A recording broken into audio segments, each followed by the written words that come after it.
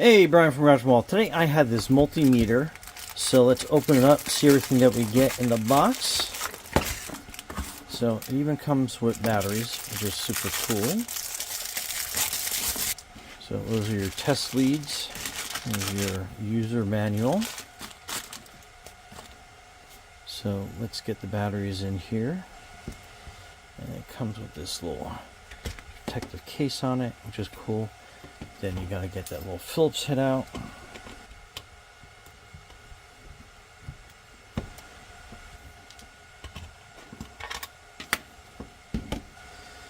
Okay, so that goes in there, that goes in there.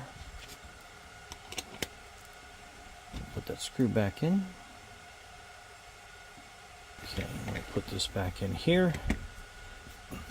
So it's already on, it's set for auto, and I have the perfect use for this because notice expose the ends.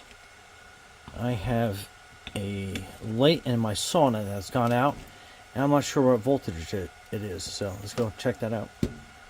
Okay, so this is my sauna light fixture, and it kind of corroded out on me, so I need to find out what voltage it was actually running on. So as we can tell, it's basically about 12 volts DC. So now I got a good connection on it, 12.6. So I know that I'm looking for a 12 volt light fixture. Also very useful to test if you have an outlet that is live or not. Basically just put those probes right in there.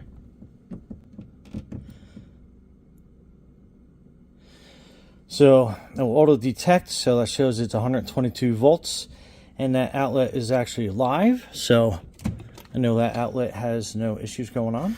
And great for testing your car batteries. So red goes to positive, black goes to negative, so we can see that the battery is 12.7 volts, so that's good.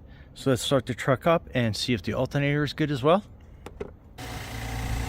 So with our vehicle running, we should definitely get more than 12 volts. So our alternator is showing 14.5. So that's in great health. So anyway, great little multimeter to basically check AC, DC, and basically all your electrical equipment. Anyway, what a great little multimeter to test AC, DC, all your electronics, and all your electrical stuff. Brian from Garage Mall, thanks for watching, and be safe out there.